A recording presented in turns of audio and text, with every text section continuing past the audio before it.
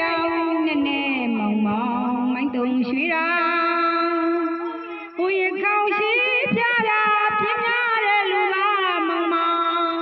သမီးတော်ကိုသူစား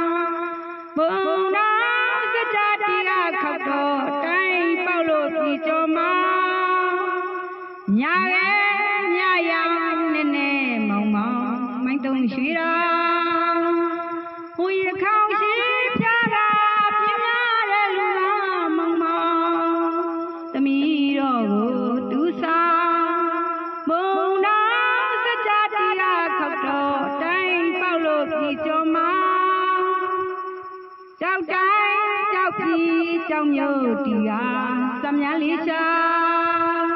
ကြောက်ပလင်ကြောက်လားကြောက်ပန်းဝီဝီဖြာတနေ့တော့ခါ